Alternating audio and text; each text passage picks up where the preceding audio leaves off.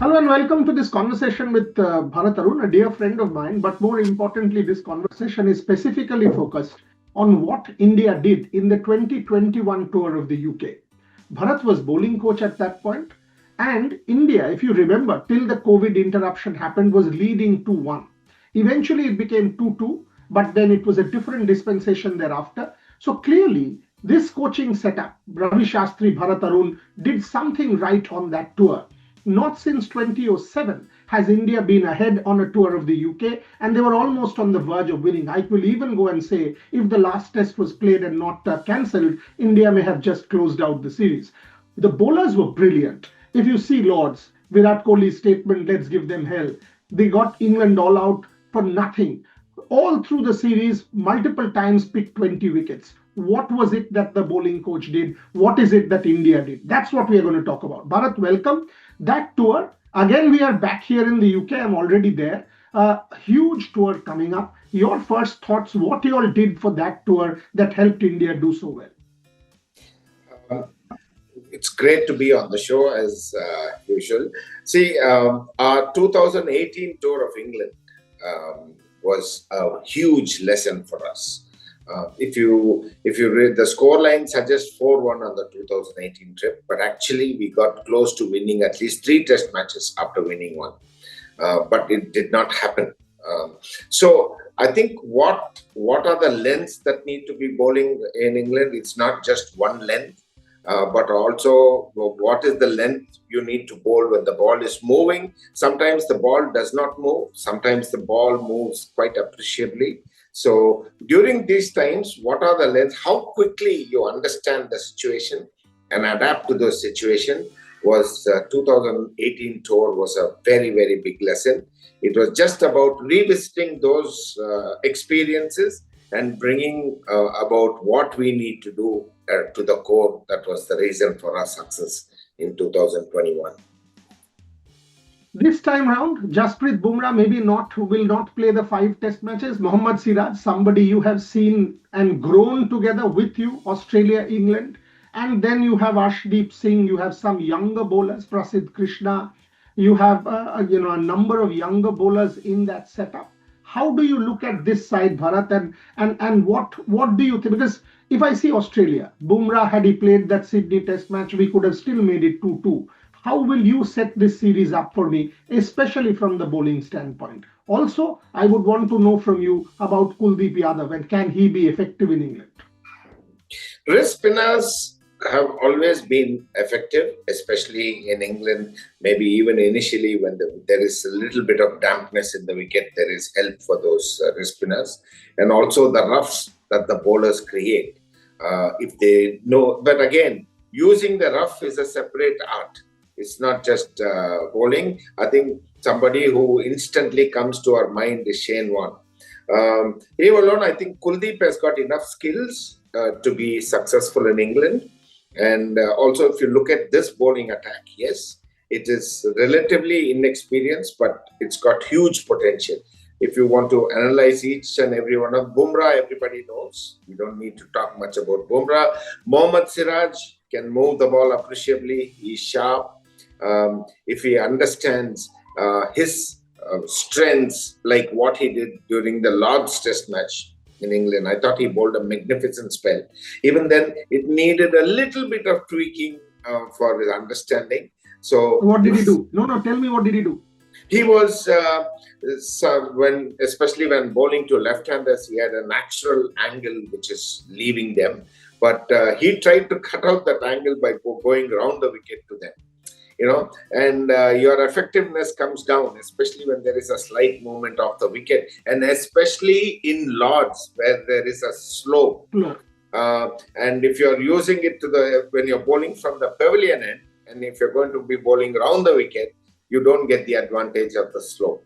So just at tea time, I remember asking him to go over the wicket and bowl at the line should be the leg of the left-hander. So natural angle that leaves him, he will be leaving him at off stump. So he did that. So Siraj is very, very capable. I was particularly impressed with Arshdeep during the IPL. He could move the white ball both ways. And I think in England, the ball, it's probably the Dukes is the most bowler-friendly ball in world cricket. In terms of pronounced seam, in terms of the shine, the conditions in England are so conducive. So I think it is any bowler with reasonable amount of skill, England is the place to be in, to be bowling. So you mentioned a few. So if I can kind of extrapolate, I'm not putting words into your mouth. Is it going to be, if you were part of the system, is it going to be Bumrah, Siraj, and Arshdeep to start alongside Kuldeep? Is what you reckon, or will it also be on form conditions? Because India might just want an extra batter or a little bit of help. So Shardul Thakur might come in at number 8. How do you kind of visualize at least the starting, the Leeds Test match where there is going to be early summer, so there should be some assistance for the bowlers and some moisture. I would definitely go. Siraj and Bumrah is a no-brainer.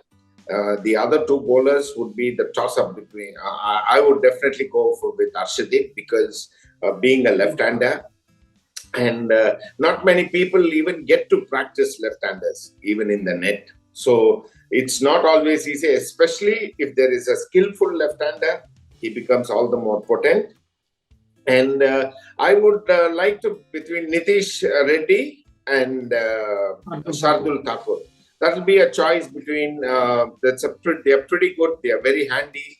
Nitish can also bowl 130 plus. Shardul also does the same. Shardul also is quite handy with the bat. So it will be a toss-up between who is bowling the best at that point of time, bowling and batting. They come in as an all-rounder because I think to win test matches abroad, you need 5 bowlers.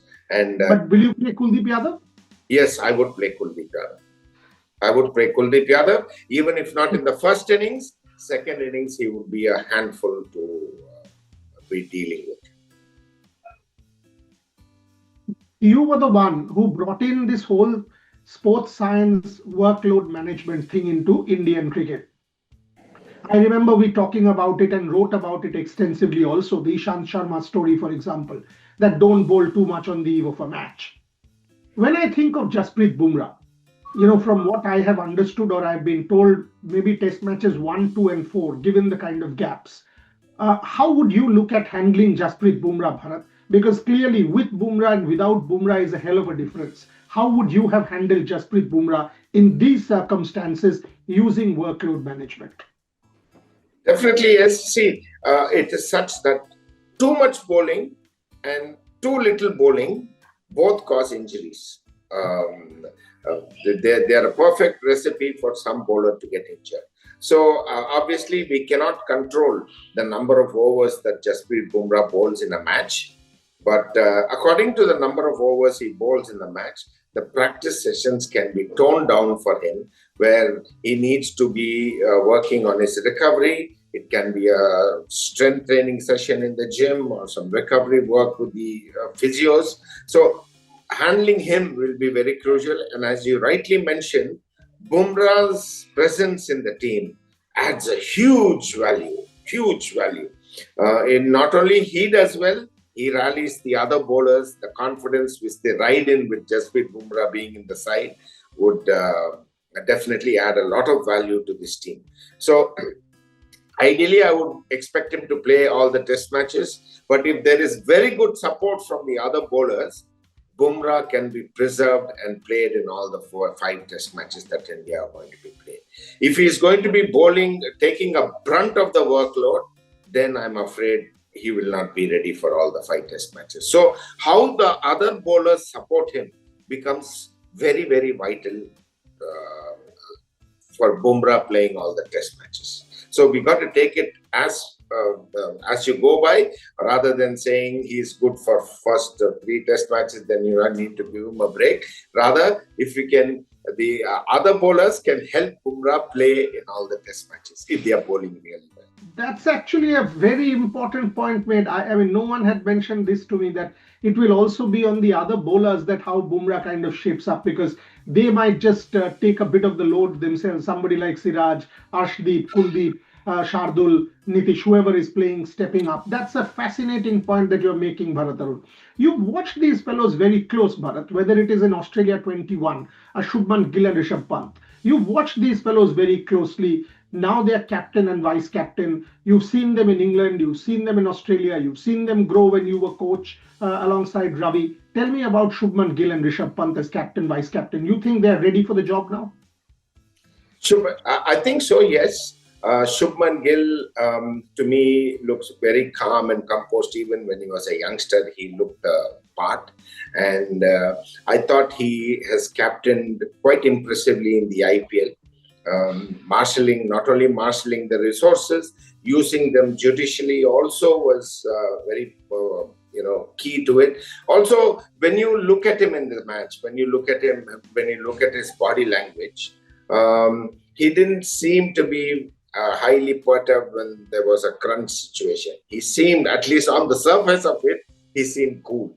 So I think these are the traits of a very good captain. As far as Rishabh is concerned, his style is different, but also him staying behind the stumps, even when the situations where the bowlers were taken for runs, he seemed pretty cool to me. So I think Rishabh Pant, MS Dhoni is one of his biggest, idols. So, and he spent a lot of time with MS. So I think that experience and the calmness and the coolness which MS Dhoni portrays, which MS Dhoni is known for during matches, Rishabh Pant, even if he imbibes some of those qualities, he will go on to be a good skipper. Last question. Having kind of toured with India overseas multiple times, South Africa, England, Australia, and done well, India comes into this series as the underdog, based on what happened in Australia or at home. How are you looking at it, Bharat? Do you give India a chance? And how do you see this series unfolding? Is there, you've got to start well? If you start well, it'll be okay. Or if it's relatively a poor start, it can go downhill. How does Bharat Arun see this series? I would look at any challenge as an opportunity because for a very good cricketer, any sportsman, a challenging situation, if you are calm in the mind, gets the best out of people. So this is an opportunity to test. Potential-wise, we have great potential. And even I think England are in the process of rebuilding. So it would be, like you rightly pointed out, first, how do we start this test match? Our batting especially. Bowling, I feel if with a little bit of shrewdness, these bowlers are much capable of doing well. The experience counts, but India's batting would be the key to us doing well in England. Will India miss Mohammed Shami? Well, Shami is somebody I would love to have in the side, but what really counts is how fit is Shami. If a fit Shami, blindly, it is a big asset. But it's not easy with the state that Shami is and the fitness levels that he is in today, whether he would be justifying his potential. I'll end there. Bharat Arun, I wish, your words come true and India does as well. As I said, you played a stellar role in 2021, England and Australia. So there is a lot to be gained from what you've just said. Thank you very much for your time. Appreciate you joining me. And over the series, I'll come back to you for more. Thank you very much for being Thank you. It's a pleasure. Always. Thanks. Bye.